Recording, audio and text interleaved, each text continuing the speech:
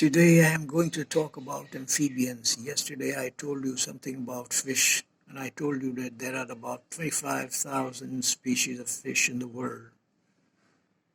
As far as amphibians are concerned, there are only 3,000 species in the world. Among the vertebrates, this class has the least number of species. Even then, amphibians are very important animals in the sense that they are the first ones to invade the land. They evolved from the fish, I told you about that. Amphibians are characterized by a number of features. First of them, they have skin without scales. They have glandular skin, scaleless. The body is provided with limbs. Forelimbs are smaller, hind limbs are larger, as a result of which amphibians can leap very well. Leapfrog, you have heard about it.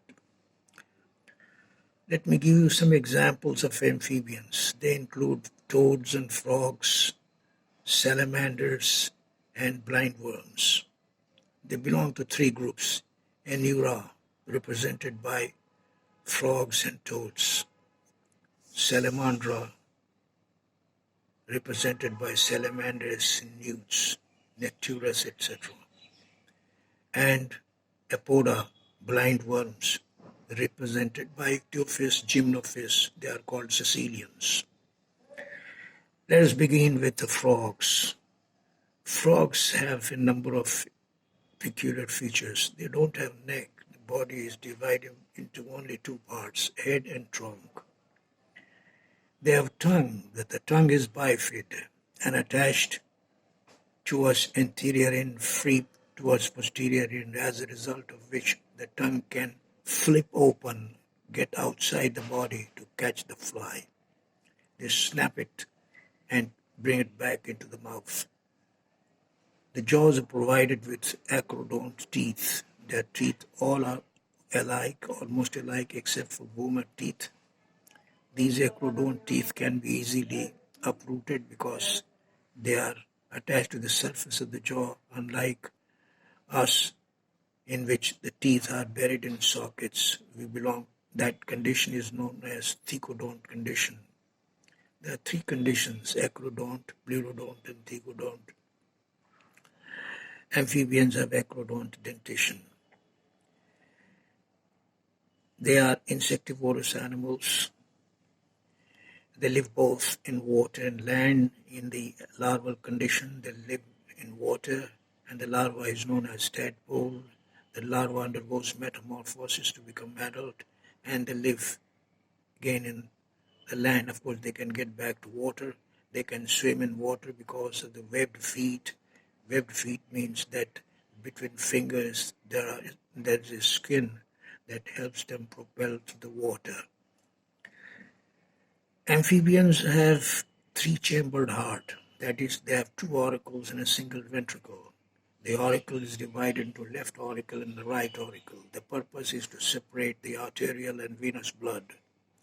On the right side we find the venous blood, and in the left side we find the arterial blood. As a result, the auricles have two kinds of blood, but when auricle contracts in the ventricle, the two types of blood have a tendency to get mixed, but there's a quick contraction of ventricle, as a result of which three different classes of blood are propelled into the arteries.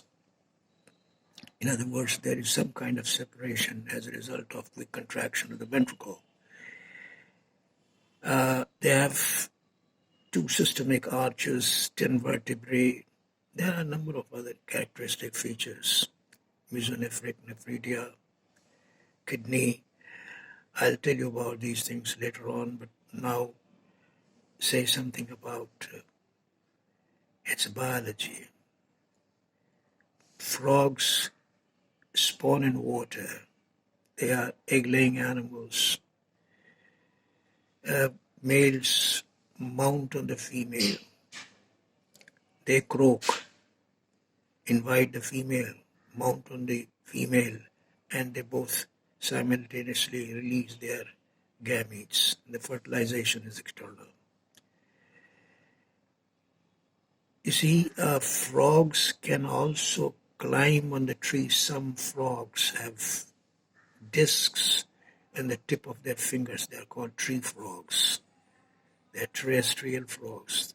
They can climb on trees. Now, let me get back to salamanders. Salamanders have funny names. You have Cryptobranchus, Necturus, Proteus. These have funny names, nicknames. They are tailed amphibians.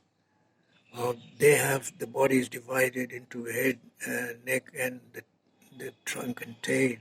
They are tailed throughout the life. Some of them have a larval stage, and the larval stage persists throughout the life of the animal. When the larva persists, remains throughout the life, when there's no metamorphosis, the larva begins to reproduce.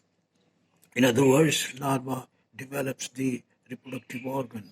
When the larva begins to reproduce sexually, this condition is called neoteny. They are neotenous urodales, salamanders. Now come to caecilians, blind worms. They are apoda because they don't have limbs. They bury in the soil, moist soil. They live there. Their skin is wrinkled. And of course, within the wrinkles, you will find scales also. The peculiar feature is that some of the caecilians, the male caecilians, have penis. The fertilization is therefore internal. Otherwise, in general, you don't find penis in amphibians. These worms have, as the caecilians, have large number of vertebrae as opposed to frogs, which have only 10 vertebrae. And all amphibians have 10 pairs of cranial nerves.